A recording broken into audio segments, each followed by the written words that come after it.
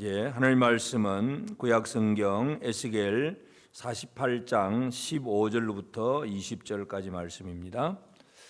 에스겔 48장 15절부터 20절 말씀을 한 절씩 교독합니다. 15절 제가 먼저 읽습니다. 이 2만 5천 척 다음으로 너비 5천 척은 속된 땅으로 구분하여 성읍을 세우며 거주하는 곳과 전원을 삼되 성읍이 그 중앙에 있게 할지니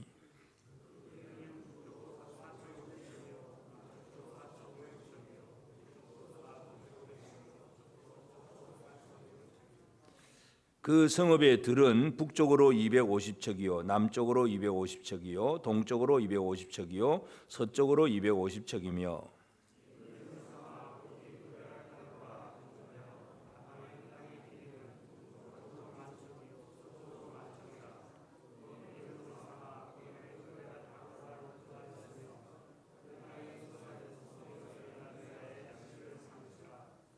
이스라엘 모든 지파 가운데 그 성읍에서 일하는 자는 그 땅을 경작할지니라.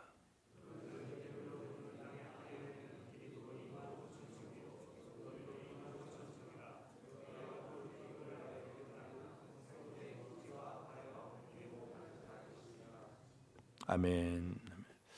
우리 하나님의 은혜가 우리 온 성도들에게 가득하기를 바랍니다.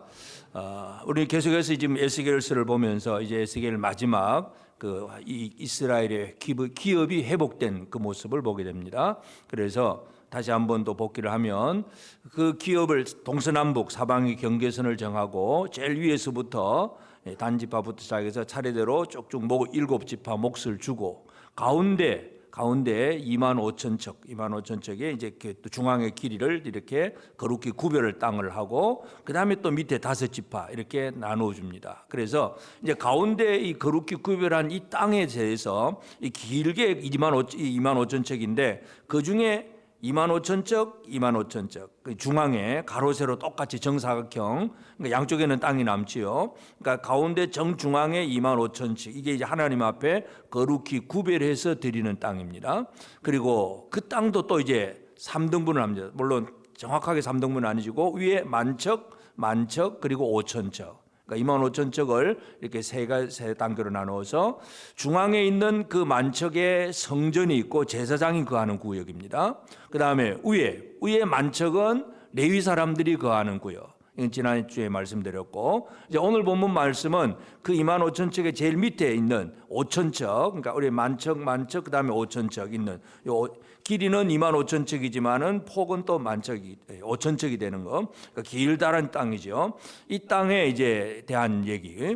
근데 이 길다란 이 땅의 중심에 또 중간에 이제 5천 척 이게 동서남북으로 똑같이 이 정중앙 사각형 정중앙에 이 5천 척의 땅에 또 동서남북으로 4,500척 길이로 성읍이 있다. 성읍. 그래서 오늘 말씀을 우리가 살펴봐야 될 중요한 문제는 바로 성의 문제입니다. 성읍, 회복된 성읍과 새 예루살렘. 그러니까 우리가 이제 에스겔 48장을 보면 머리로 그림을 잘 그려야 됩니다. 그래서 이 전체 이스라엘 땅 중에서 위에 짝대 7지파 나누어주고 가운데 거룩한 구역이 있고 밑에 또 5지파가 있고 그 가운데 거룩한 구역의 중앙이 2만 5천 척씩 정중앙 정사각형이고 2만 5천 척을 또 1만척, 5천척 이렇게 3단계로 나누었고 오늘 본문의 말씀은 그 제일 밑에 있는 이 5천척의 중앙에 있는 또 5천척, 중앙에 5천척 정사각형입니다. 그리고 이제 이 정사각형 5천척 안에 성읍이 있는데 사방으로 5천척 중에서 또 이제 가로사로 이제 동서남북으로 250척씩 빼고 4,500척의 성읍이 세워진다는 얘기. 그래서 이 회복된 성읍이 왜 중요한가 하는 거 오늘 우리가 이 부분을 한번 살펴보면서 또 이것은 우리의 희망, 소망이기도 합니다. 그래서 회복된 성읍과 새 예루살렘 오늘 우리가 이 부분을 기억하면서 특별히 오늘 또 어린이 주일이잖아요.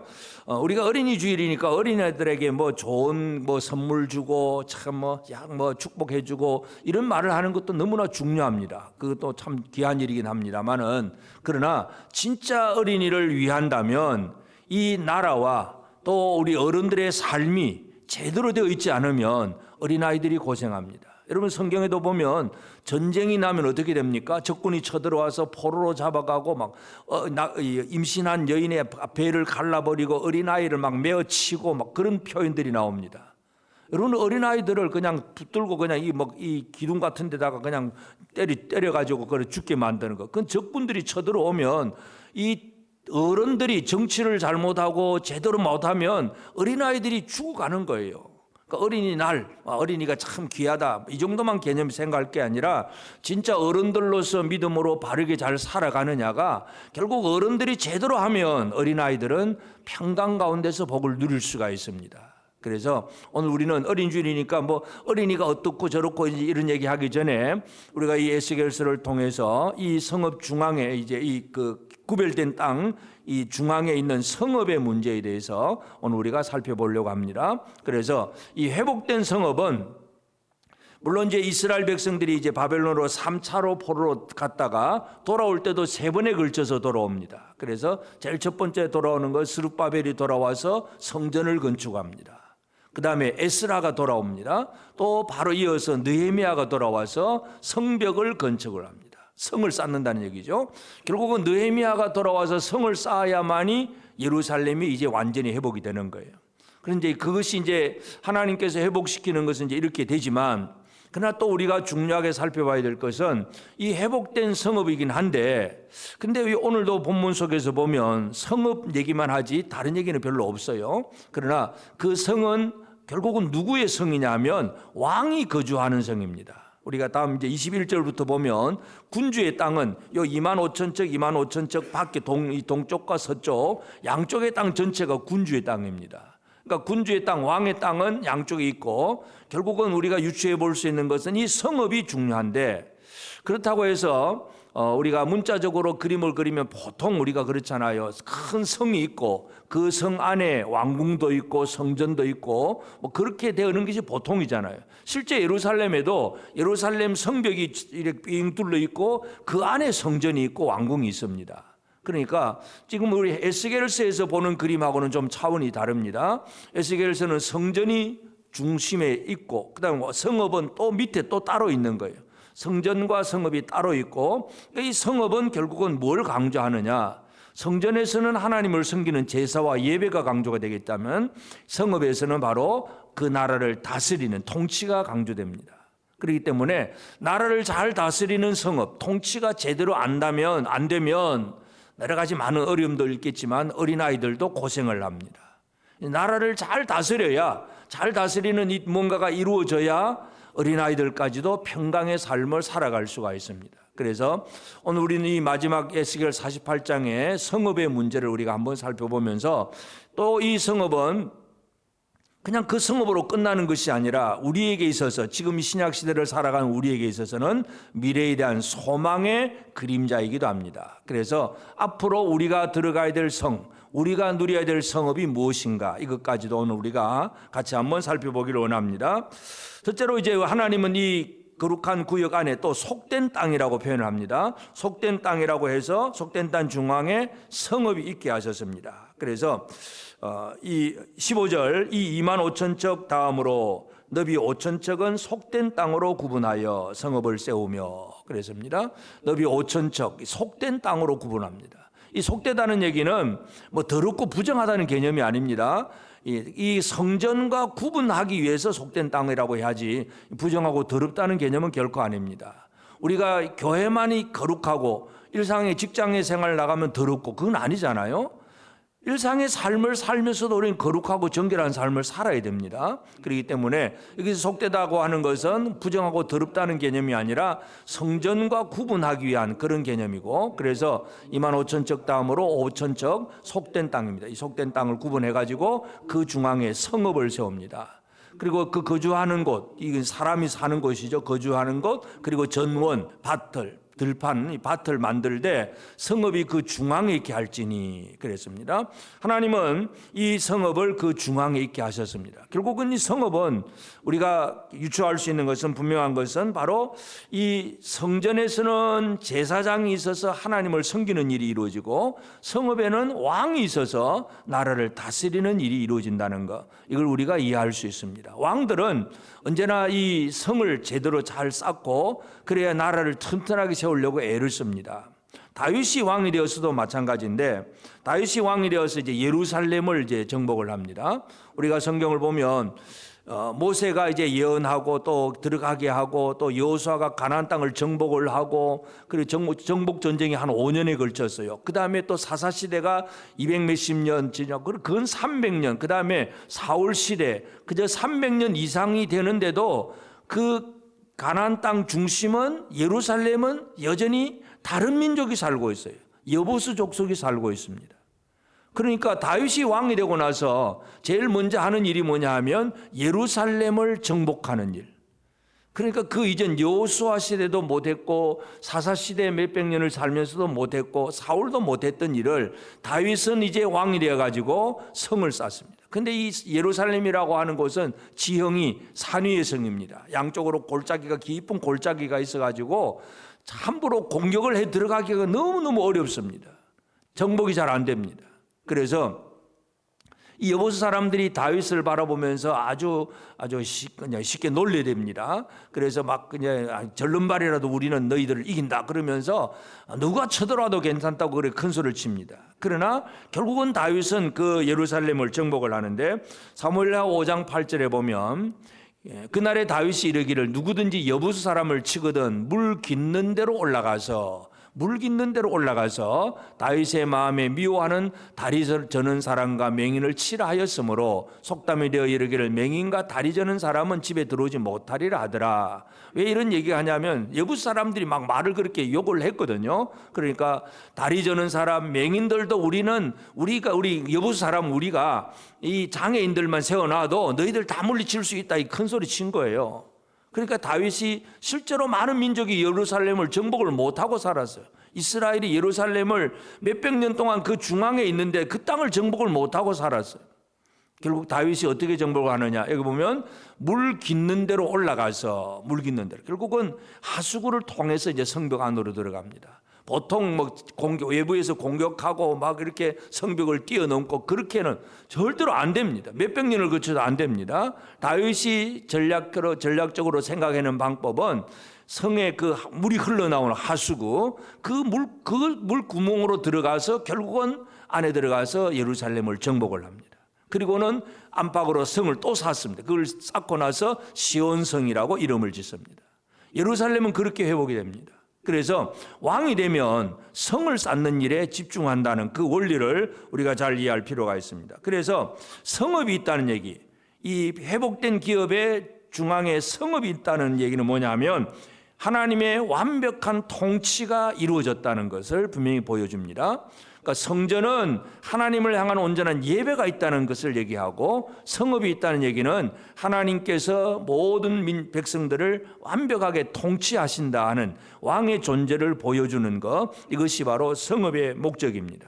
그리고 이제 이 성읍의 이름, 우리가 에스겔 마지막 절에 보면, 48장 마지막 절에 보면 그 성읍의 이름은 여호와 삼마라 하더라. 이 성의 이름이 여호와 삼마예요. 나중에 또 한 번 더 생각을 하고, 결국은 성읍이 하나님께서 거기 계시는, 하나님이 왕이 되시는, 하나님께서 왕으로서 존재하고 계시는 성읍입니다. 이 성읍이 회복이 되는 거예요. 그래서 지금 우리가 오늘 본문 속에서 살펴보는 성읍의 문제는 바로 통치권, 다스리시고 함께 하심으로, 하나님이 함께 하심으로 모든 민족들이 그 안에서 평강을 누리는 것입니다. 우리가 어린이 주의를 잘 지키려고 하면 왕이 제대로만 서 있으면 대적들이 쳐들어올 수 없고 적군들이 건드릴 수 없는 평강의 나라가 이루어지면 어린아이들은 늘 기쁘고 즐겁게 뛰어놀 수가 있습니다. 왕이 잘못되면 어린아이도 고생하게 되어 있습니다. 오늘 우리는 이 사실을 다시 한번 잘 기억해야 됩니다. 하나님의 완전한 통치가 이루어지는 것, 이것이 바로 성읍입니다. 그리고 이제 이 성읍을 이제 있게 하셨는데, 그 다음에 19절 말씀 보면 19절에 이스라엘 모든 지파 가운데에 그 성읍에서 일하는 자는 그 땅을 경작할지니라. 아까 말씀드렸듯이 이 가운데 거룩한 구역이 있고 위에 7지파 밑에 5지파 각 지파별로 땅을 다 나눠주잖아요. 그런데 성읍에는 모든 지파 가운데에 그 성읍에 와서 일하는 자는, 성읍에는 각 지파의 대표자들이 와서 일을 하게 됩니다. 성읍에는 아무나 들어오는 것이 아니라 여러 12지파에서 다 뭔가 어떻게 한 사람들이 들어와서 12지파 모든 사람들이 다 모여서 일하는 곳이 바로 성읍입니다. 그 성읍은 결국은 일하는 자는 어떤 사람들이냐 하면 왕의 통치를 돕는 사람이다. 이렇게 우리가 이해할 수 있습니다. 왕의 통치를 돕는 사람은 우리가 다윗이 아까 예루살렘 성을 이제 지었다고 그랬잖아요. 시온산을 썼는데 그 다윗 왕국에도 보면 열왕기에도 보면 사무엘서에도 보면 이 왕에게는 늘 신하들이 있습니다. 왕을 돕는 자들. 역대상 28장 4절에 보면 1절에 보면 다윗이 이스라엘 모든 고관들, 이 고관들입니다. 각 지파의 어른과 왕을 섬기는 반장들, 천부장들, 백부장들, 또 및 왕과 왕자의 모든 소유와 가축의 감독들, 그 다음에 내시, 장사, 모든 용사를 예루살렘으로 소집하고, 그러니까 왕을 돕는 많은 사람들이 있는 거예요. 그러니까 대신들, 천부장, 백부장, 또 뭐 어떤 뭘 감독하는 감독들, 내시, 장사, 용사, 군사들, 많은 이 왕과 함께하는 사람들이 있었다는 걸 알 수가 있습니다. 결국 이 성읍이라고 하는 것은 뭐냐면 바로 이런 왕이 있고 왕을 섬기는 자들이 함께 모여 있는 곳이 바로 성읍입니다. 이 성읍이라고 하는 단어, 이 히브리어 단어는 이르라고 하는 단어인데, 이 이르는 뭐냐 하면 성벽과 문이 있는 곳이다, 그 말입니다. 다시 말해서 그 고대에는 성벽과 문이 있는 성 안에 사는 사람이 있고, 그 다음에 성벽 없이 마을 촌락 그냥 시골에 그냥 집만 있고 들판만 있는 그곳에서 사는 사람이 있습니다. 그러니까 이르라고 하는 단어는 성읍은 성벽이 있고 문이 있고, 그리고 적군이 쳐들어오면 막 파수도 봐야 되니까 높은 망대도 세우고 이 성을 크게 건설을 한 것이 있습니다. 그게 이르라고 하는 단어인데, 이 성읍이라고 하는 단어입니다. 그러니까 왕이 있고 왕과 함께 있는 많은 섬기는 자들이 각 지파에서 뽑혀서 이 성읍으로 들어와 있다는 걸 알 수가 있습니다. 그래서 성읍 그러면 성벽만 있는 것이 아니라 그 안에 들어와 있는 사람들, 이제 그들이 들어와서 19절에 보면 들어와서 맡은 일에 대해서 경작할지니라. 그래서 일하는 자는 그 땅을 경작하라, 경작하라, 그렇게 표현하십니다. 그래서 왕국이라고 하는 것은 이 일꾼이 많으면 왕국이 참 영화롭습니다.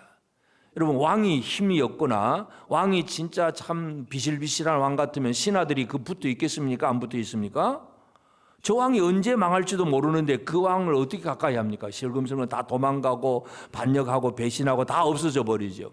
그러니까 대신들이 많이 모여 있다는 얘기는 왕이 그만큼 강하다는 얘기예요.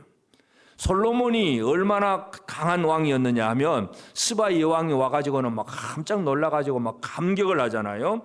열왕기상 10장 4절 5절에 보면 스바 여왕이 솔로몬의 모든 지혜와 그 건축한 왕궁과 그 상의 식물과 그 신하들의 좌석과 그의 시종들이 시립한 것과 그들의 관복과 술 관원들과 여호와의 성전에 올라가는 층계를 보고 크게 감동하여, 스바 여왕도 한 나라의 왕이에요. 근데 이 예루살렘 솔로몬 왕궁에 와보니까 너무나 놀라워. 아주 감동이 될 정도로 놀랍습니다. 왕의 그 보좌 자체도 그러면 이 양쪽에 6계단이 있고 상하로 된 사자들이 12마리가 다 있고, 그 위에 이제 솔로몬이 있고, 신하들이 그냥 딱 좌우로 쫙 늘어서 있고, 신하들의 옷도 보통 옷이 아니고, 하여튼 그걸 보고 왕이 감동할 정도로, 그만큼 신하들이 왕을 통치를 돕는 신하들이 함께 많이 모여 있다는 얘기는 그 왕의 강력함이라는 걸 알 수가 있는데, 이스라엘 각 지파에서 와서 섬기는 자들이 있고 그들은 그 땅을 경작할지니라, 그렇게 분명히 표현합니다. 그래서 이 성읍이라고 하는 것은 바로 이 왕의 통치권 그리고 그의 영광스러움, 이제 이것을 분명히 보여줍니다.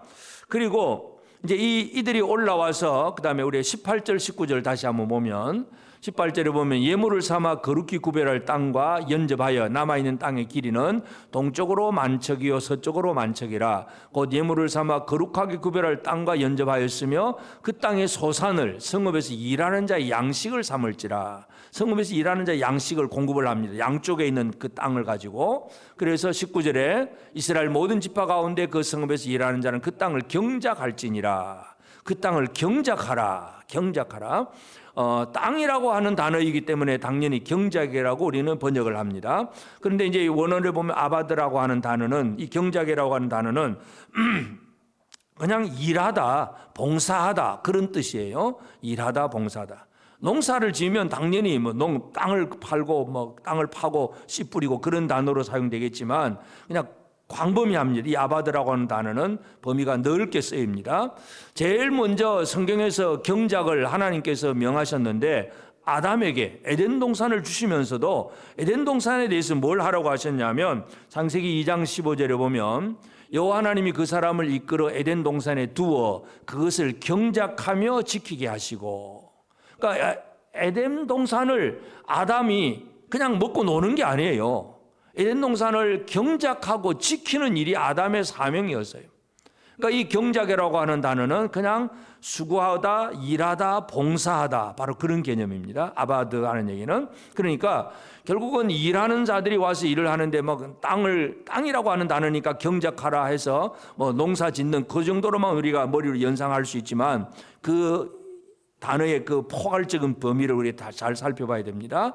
왕의 일은 다양합니다. 농사만 짓는 게 아니잖아요. 왕을 섬기는 용사들, 군사들 나가 싸우기도 해야 되고, 우리 교회만 해도 예를 들어서 건물 시설 관리팀도 있고, 예배 사역팀도 있고, 도구 사역, 전도 이렇게 전부 다 나눠져 있잖아요. 교사 사역들 다 나눠져 있습니다.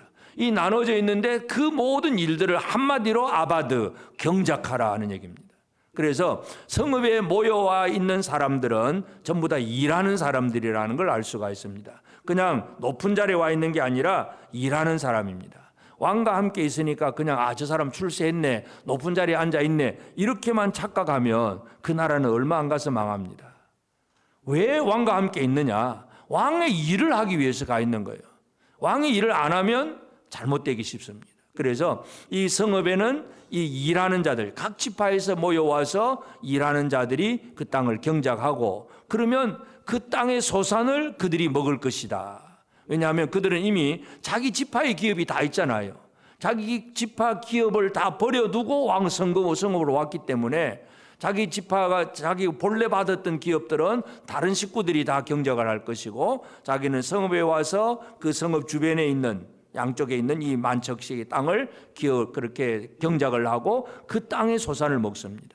그러니까 쉽게 말해서 일하는 자에게 하나님은 결코 줄이지 않게 하신다는 것, 공급하시는 하나님이세요. 그래서 이 성읍이 그렇게 완성된다는 것은 하나님의 나라가 이제 회복이 되는 그 모습을 우리에게 분명히 보여줍니다. 물론 이제 이 바벨론 디아스포라가 이제 이들이 회복이 되면 성전이 스룹바벨이 와서 성전을 짓습니다. 에스라가 와서 말씀을 가르칩니다. 느헤미야가 돌아와서 성벽을 쌓습니다. 그게 이제 완성이에요. 그런데 우리가 실제로 보면 느헤미야가 성벽을 쌓았는데도 그 땅에는 여전히 왕은 제대로 없습니다. 여전히 속국입니다. 메데바사의 속국입니다. 그리고는 또 헬라의 속국이 되고 로마 시대 또 속국이 되고 여전히 왕이 없어요. 예수 그리스도가 와야 진짜 왕이라는 얘기입니다.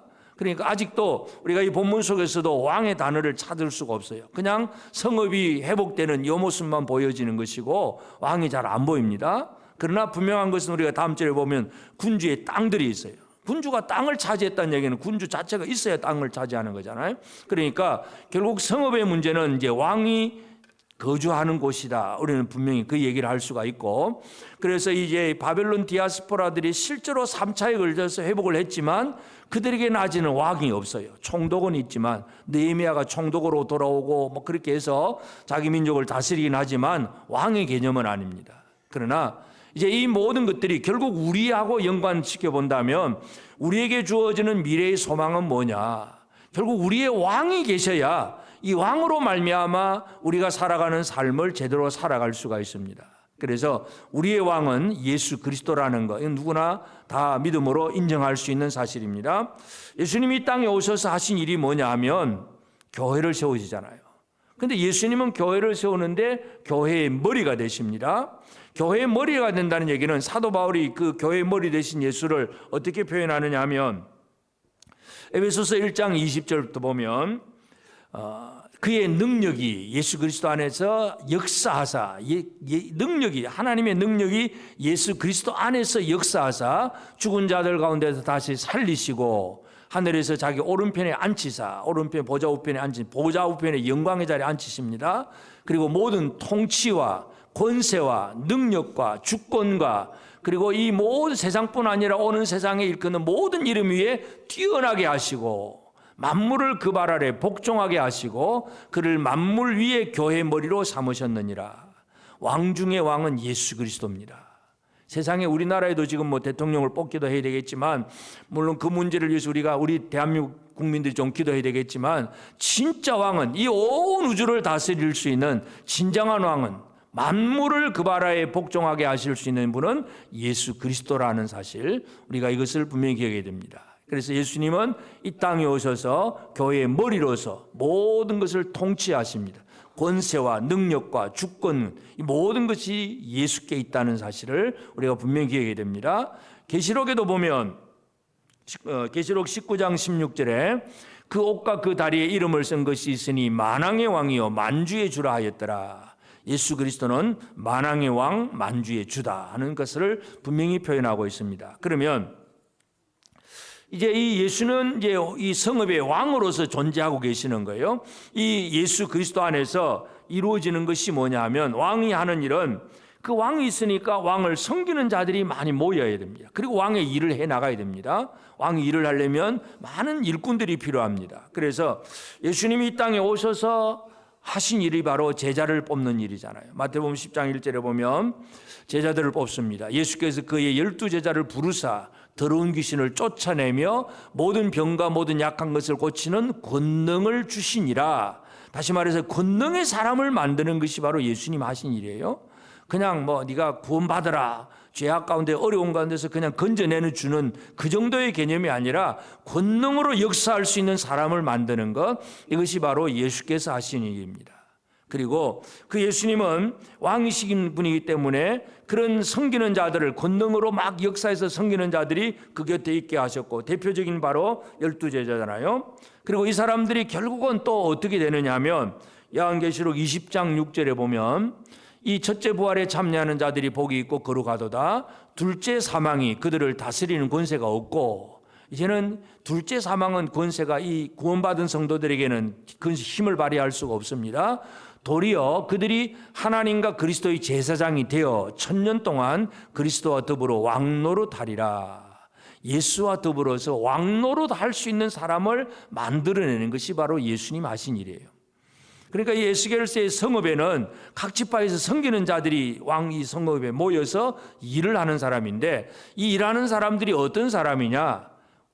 결국은 마지막에 우리가 이것을 살펴보면 1000년 동안 그리스도와 더불어 왕노릇 하는 사람입니다. 여러분은 왕노릇 하는 사람이 되었음을 믿으십니까? 잘 안 믿어지십니까?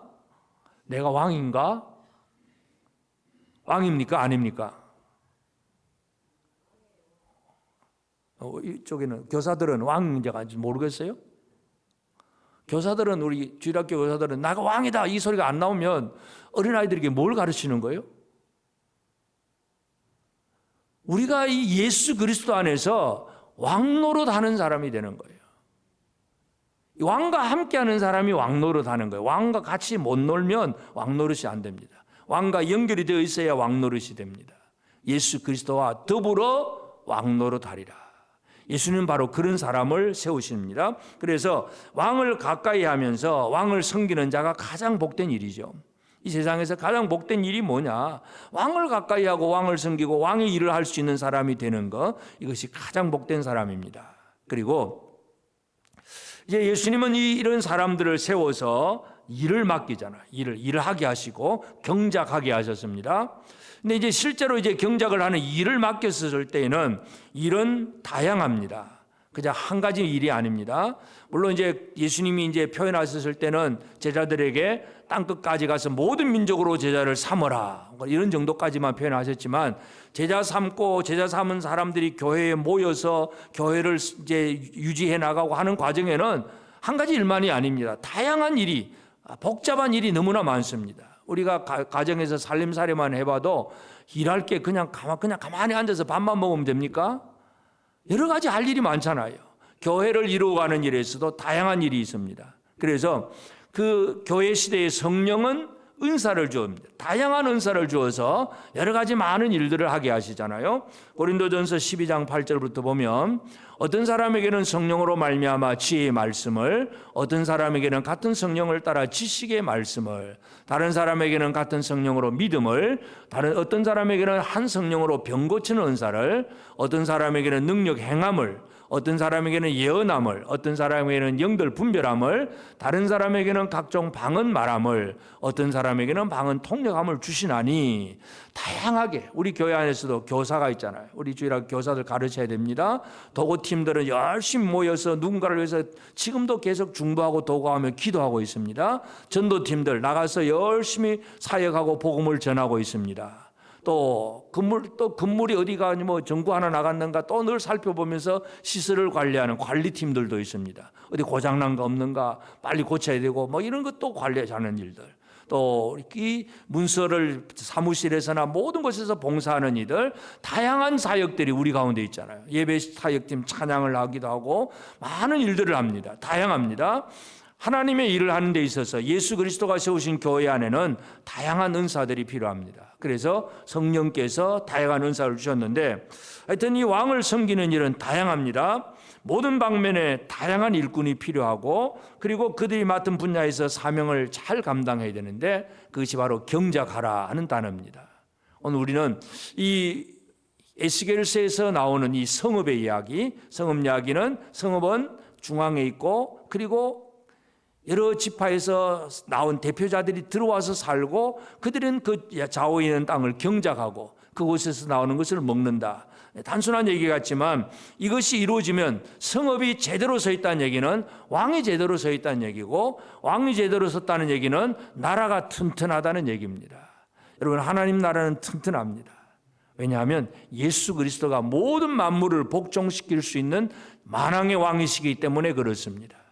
그래서 이 예수 그리스도 안에서 이루어지는 이 완전한 왕, 이 나라를 이것을 우리가 이제 소망으로 품고 살아야 되는데 그럼 이제 우리가 에스겔서에 나오는 이 성읍을 바라보면서 지금 우리는 이 시대에 어떤 삶을 살아내야 되느냐 하는 문제. 첫 번째 우리는 이 회복된 성읍이 어떤 성인가, 어떤 성으로 완성되는가 이것을 우리가 잘 이해를 해야 됩니다.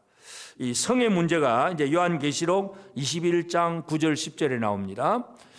7 대접을 가지고 마지막 7 재앙을 담은 7 천사 중 하나가 나와서 내게 말하여 이르되 이리 오라 내가 신부 곧 어린 양의 아내를 내게 보이리라. 어린 양의 아내를 보여주겠다 그럽니다. 10절에 보면 성령으로 나를 데리고 크고 높은 산으로 올라가 하나님께로부터 하늘에서 내려오는 거룩한 성 예루살렘을 보이니. 어린 양의 아내를 보여주겠다고 했으면 그러면 아주 예쁜 여자의 모습을 보여주면 되는데 뭘 보여줍니까? 하늘로부터 내려오는 거룩한 성 예루살렘을 보여줍니다. 예루살렘 성을 보여주는 거예요. 예루살렘 성이 바로 어린 양의 아내예요. 교회예요, 교회. 여러분 오늘 우리가 생각하는 이것이 결국은 에스겔서의 이 말씀 내용이 뭐냐 하면 교회를 보여주는 겁니다. 교회가 어떤 교회냐? 그곳에 왕이 있고 그리고 그 섬기는 자들이 있고 섬김의 사역들이 이루어지고 그로 인해서 공급되는 놀라운 은혜를 누리고 살아가는 그런 모습들 이것이 바로 교회의 모습입니다. 그래서 이 하늘에 내려오는 이 성읍 얘기는 바로 어린 양의 아내 신부 교회라고 하는 사실 이것을 분명히 알 수가 있습니다. 그러면 이 성에는 뭐가 있습니까?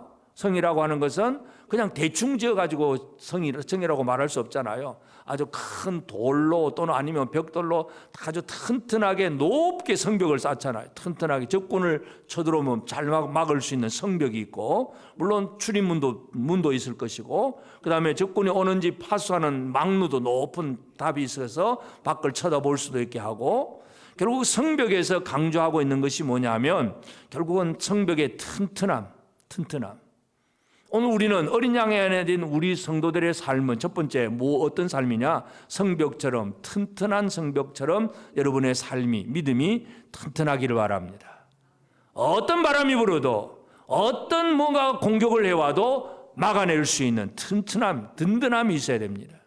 조금만 힘든 일만 있으면 못 살겠다, 이제 교회 안 갈 거야. 그건 성벽이 그냥 바람에 쉽게 무너지는 거예요. 여러분 든든하십니까? 예수 그리스도를 믿는 이 믿음의 든든함을 가지고 살아가는 것, 이 성벽과 같은 여러분의 믿음이 되어지길 바랍니다. 그리고 성읍이라고 하는 것은 아까 말씀드린 이르라고 하는 단어인데 깨어 지키는 곳이다. 깨어 지키는 곳, 그 단어 뜻이 그것입니다. 결국은 성벽에 높은 망대가 있어서 파수꾼이 깨어서 늘 지키는 곳이 바로 성읍이라는 얘기죠. 예수 그리스도의 어린 양 신부의 특징이 뭐냐? 깨어 있어서 지키는 사람입니다. 적군에 대해서 깨어서 지키고, 적군이 쳐들어오면 막아내고, 뭔가 파수꾼에 깨어서 늘 경성하고 늘 준비하고, 이 움직임이 바로 예수 그리스도의 교회예요. 오늘 우리의 모습이 되어져야 됩니다. 든든함과 깨어있음, 이 두 가지가 이 성벽에서 우리가 찾아볼 수 있는 중요한 요소들입니다. 여러분 예수 그리스도를 믿는 믿음 안에 든든하십니까? 여러분의 성벽입니다. 여러분은 높은 망대입니다. 깨어서 늘 사탄이 우리에게 어떻게 유혹을 하는지, 어떻게 우리를 무섭게 공격을 하는지 늘 살펴보면서 유혹에 넘어가지 않고 두려움에 굴하지 아니하고 믿음으로 잘 세워져서 깨어서 빨리빨리 방어를 하고, 쳐들어오면 방어를 해야 되잖아요. 방어가 안 되면 쉽게 무너지잖아요. 가룟 유다가 어떻게 무너집니까? 마귀가 예수 팔려는 생각을 집어넣으니까 그냥 무너져 버렸어요. 그걸 막아내야 되는데, 여러분 지금도 마귀는 여러분에게 생각을 계속 집어넣습니다. 예수를 못 믿도록, 게을리하도록, 또 다른 걸 더 좋아하도록 자꾸 생각을 집어넣습니다. 교회 예배 한번 빠지면 어때? 늘 이런 생각들 집어넣고 별별 생각을 다 집어넣습니다. 그때마다 그건 아니야! 거부할 수 있는 것이 성벽이고 망루의 생활입니다. 예루살렘은 거룩한 성 새 예루살렘이 교회입니다. 오늘 저와 여러분 자신들입니다. 그래서 우리는 이 회복된 성읍, 이 성읍의 튼튼함과 견고함을 바로 내 문제라고 하는 사실을 다시 한번 기억해야 되고, 그 다음에 두 번째는 우리는 이 성읍에 있는 왕과 함께하는 삶을 사는 것, 이것이 중요합니다. 그래서 각 지파별로 땅을 다 받았어요. 그러면 그 지파별로 땅을 받고 가족별로, 기업 가정별로 땅을 다 받았기 때문에 그냥 자기 혼자 집에서 살면 얼마든지 그 땅을, 기업을 가지고 누리고 잘 살 수가 있습니다. 그런데 누군가는 뽑혀서 그 성읍으로 들어가서 살아야 될 사람이 있잖아요. 바로 이것이 이제 왕과 함께 일하는 사람들입니다. 느헤미야가 성벽을 다 쌓았습니다. 느헤미야 때도 마찬가지 예루살렘 성벽을 다 쌓았는데, 그 다음에 성벽 다 쌓고 나니까 사람들이 이제는 어떻게 하느냐면 자기 집으로 가야지. 전부 다 일이 끝났으니까 자기 기업으로, 자기 밭으로 다 돌아갑니다. 성벽은 성 안에는 논밭이 없어요. 그러니까 성만 쌓고 이제 집에 가는 거예요. 그때 성을 지켜야 되잖아요. 성을 누가 지키느냐 이거죠. 느헤미야 11장 1절 2절에 보면 백성의 지도자들은 예루살렘에 거주하였고, 첫 번째 백성의 지도자들이 예루살렘에 거주하였고, 남은 백성들은 제비를 뽑아가지고 10분의 1은 거룩한 성 예루살렘에 거주하게 하고 10분의 9는 다른 성읍, 자기 각자의 성읍에 거주하게 하고, 11조 같아요. 10분의 1은 예루살렘에 들어가서 왕의 일을 하게 하고, 그 다음에 나머지는 다른 성읍에 거주하게 하고, 그 다음에 2절에 보면 예루살렘에 또 거주하기를 자원하는 사람이 있어요. 나도 가서 일하겠습니다 하고 자원하는 사람이 있으면 그런 자원하는 모든 자를 위하여 백성들이 복을 빌었느니라. 하나님 저 사람들에게 복 주옵소서. 다른 사람들이 축복을 해주고 예루살렘을 지키는 일을 하는 거예요.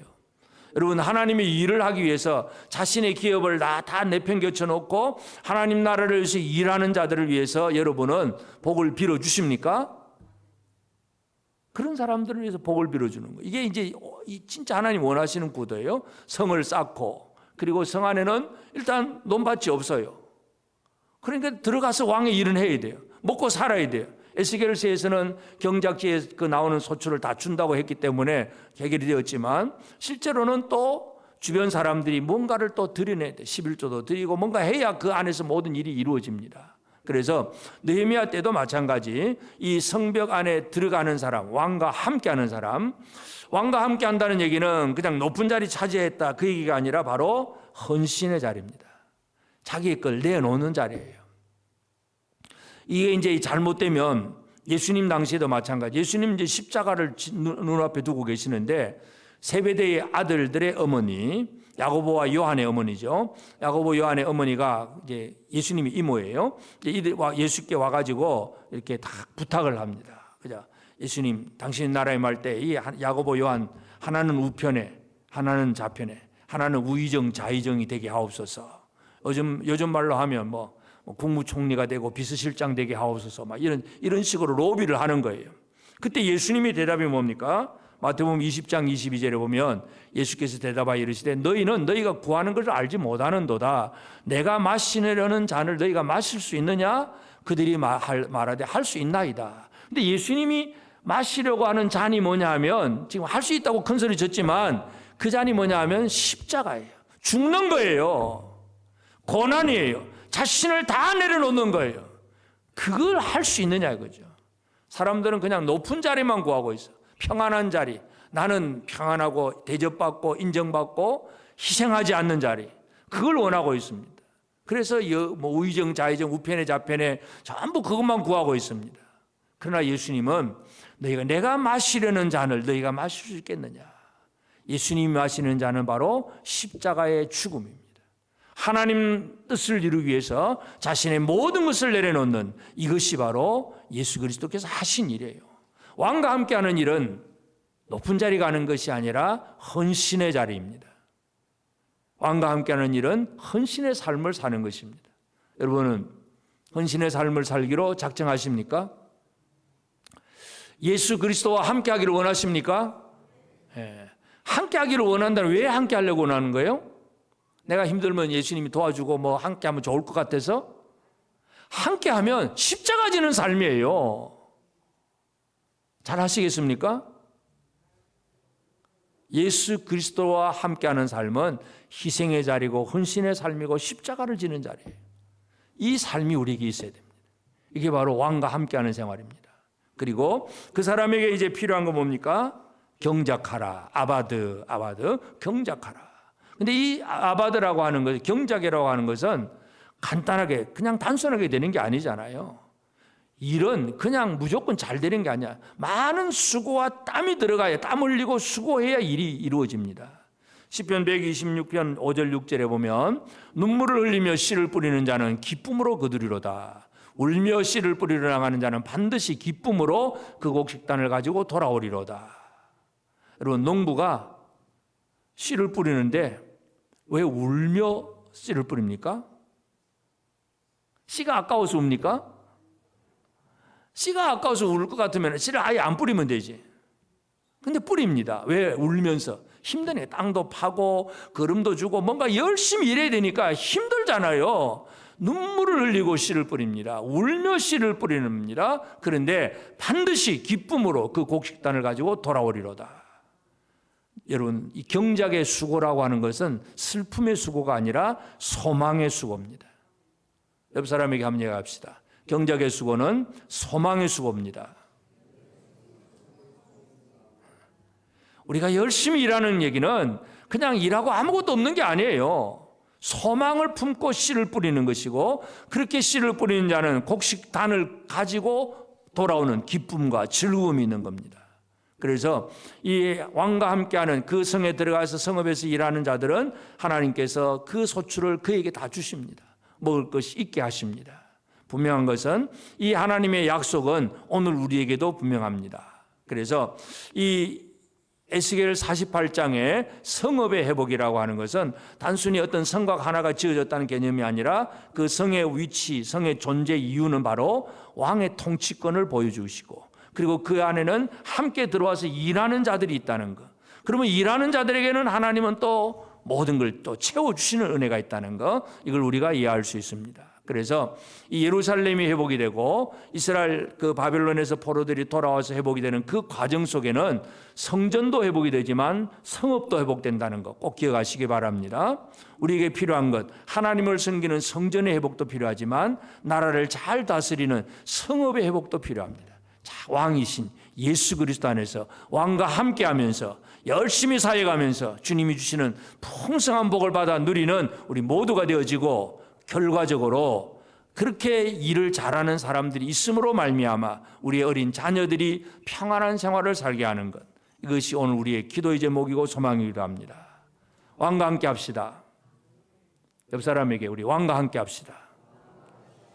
그 왕과 함께하는 자리는 높은 자리가 아니라 헌신의 자리입니다. 그런데 헌신은 수고하고 그냥 슬퍼하는 것이 아니라 소망의 수고라고 하는 사실을 기억하면서 힘써서 주의 뜻을 이루어 나가는 우리 모두가 되어지기를 주의 이름으로 축복합니다. 아멘.